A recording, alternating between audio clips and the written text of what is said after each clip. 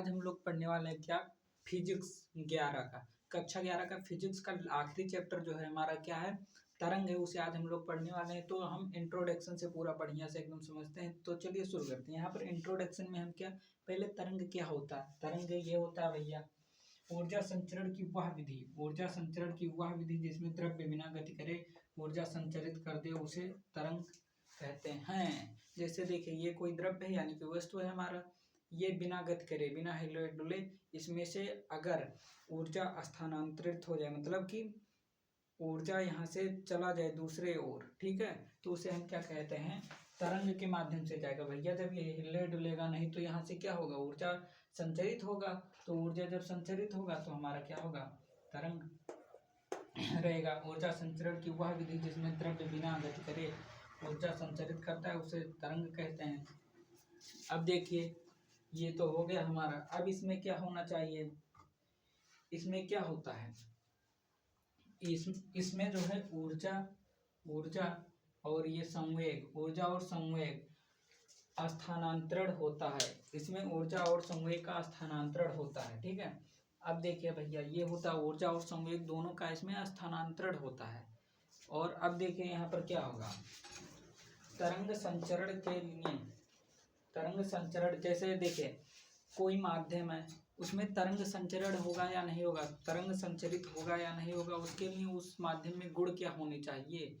तो उसमें क्या हम लिखेंगे यहाँ पर, तरंग संचरण के लिए माध्यम में निम्न गुण होना चाहिए। क्या गुण होना चाहिए भैया, क्या पहला प्रत्यास्थता का गुण, और दूसरा माध्यम में प्रतिरोध कम होना चाहिए, और तीसरा जड़त्व का गुण होना चाहिए। प्रत्यास्थता का गुण होना चाहिए, और क्या, दूसरा माध्यम में प्रतिरोध कम होना चाहिए, और तीसरा जड़त्व का गुण होना चाहिए, ठीक है। अब देखिए, अब इसके आप इतना नोट करते चलिए, आप इतना नोट करते चलिए। अब देखिए यहाँ पर, अब यहाँ पर परिचय आपका इंट्रोडक्शन में देखिए आप क्या हम आगे करेंगे, इसके आगे हम क्या करेंगे, तब तरंगों का वर्गीकरण, क्लासिफिकेशन ऑफ वेव्स, ठीक है। तरंगों का वर्गीकरण माध्यम की आवश्यकता के आधार पर, माध्यम की आवश्यकता के आधार पर हम क्या करेंगे, तरंगों का वर्गीकरण करेंगे। तो हमारे पास कितनी प्रकार की तरंगे मिलेंगी, हमें 2 प्रकार की मिलेंगी। पहला हमें मिलेगा क्या, यांत्रिक तरंगे यानी कि मशीनरी वेव्स, और दूसरा क्या मिलेगा हमें, चुंबकीय, विद्युत चुंबकीय तरंगे। इसे हम क्या कहते हैं, शॉर्ट में कहते हैं EMW। ई फॉर होता है इलेक्ट्रो, और एम फॉर होता है मैग्नेटिक, और फिर डब्ल्यू फॉर क्या होता है, वेव, यानी कि इलेक्ट्रोमैग्नेटिक वेव्स, ठीक है। अब देखिए यहाँ पर यांत्रिक तरंगे, इन तरंगों को माध्यम की आवश्यकता होती है। यांत्रिक तरंगों को क्या होती है, माध्यम की आवश्यकता होती है, ठीक है।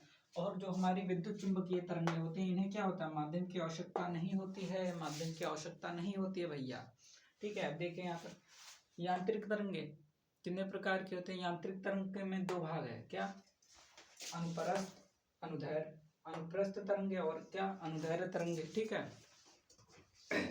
ये है आपका। और देखिए अनुप्रस्थ जो है वो एक किनारे हो गया भैया, वो सीधा साधा, बात खत्म। और देखिए दूसरा वाला बहुत टेढ़ा है, ये कहेगा नहीं, हम ऐसे थोड़ी ना हम एक बार में पढ़ लोगे।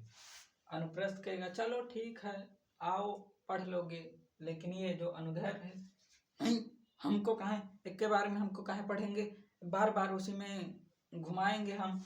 तो इसीलिए क्या किया उसने, ऊर्जा संचरण के आधार पर वो 2 हो गया, ठीक है। ऊर्जा संचरण के आधार पर जो है हमारा अनुदैर्घ्य तरंग कितने प्रकार का होता है, 2, प्रगामी तरंगे, अप्रगामी तरंगे, ठीक है। क्या, प्रगामी तरंगे, और क्या हमारा अप्रगामी तरंगे। आप इसे नोट करते चलिएगा भैया, इसे आप नोट करते चलिएगा।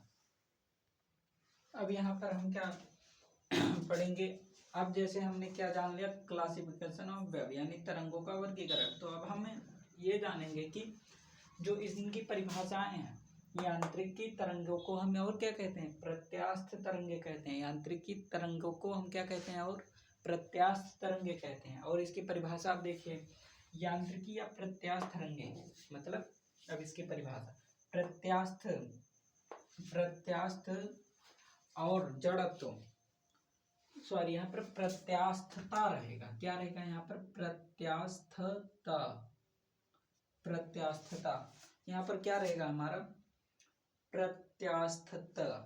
प्रत्यास्थता और जड़त्व के गुण से गुण, प्रत्यास्थता और जड़त्व के गुण युक्त द्रव्य माध्यम की उपस्थिति के कारण उत्पन्न और गमनशील तरंगों को यांत्रिकी या प्रत्यास्थ तरंगे कहते हैं। क्या कहते हैं, यांत्रिकी या प्रत्यास्थ तरंगे। ठीक है, अब हम इसकी परिभाषा देखते हैं।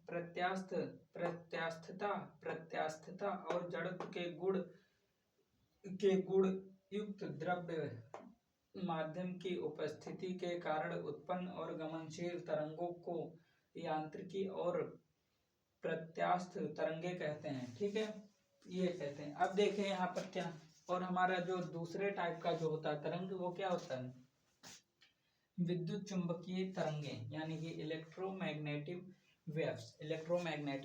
ठीक है, अब यहाँ पर ये क्या होता है, एक दोलनी आवेश द्वारा स्थापित विद्युत एवं चुंबकीय क्षेत्र के कारण स्थापित तरंगों को क्या कहते हैं, हम वैद्युत चुंबकीय तरंगे कहते हैं। क्या कहते हैं भैया, हम वैद्युत चुंबकीय तरंगे कहते हैं। आप इसे नोट करते चलिएगा। तो चलिए दोस्तों, हम मिलते हैं अगली वीडियो में। आपका क्या हो गया, इंट्रोडक्शन हो गया, वेब का इंट्रोडक्शन हो गया। अब अगली वीडियो में हम क्या पढ़ेंगे, अगली वीडियो में हम पढ़ेंगे क्या भैया, क्या पढ़ेंगे हम अगली वीडियो में, हम पढ़ेंगे अनुदैर्ध्य तरंगे और प्रत्यास्थ तरंगे। क्या पढ़ेंगे, अनुदैर्ध्य तरंगे और प्रत्यास्थ तरंगे। एकदम अच्छे से बढ़िया से समझेंगे। वो वीडियो थोड़ी सी बड़ी भी होगी। तो चलिए, तब तक के लिए बाय बाय, जय हिंद।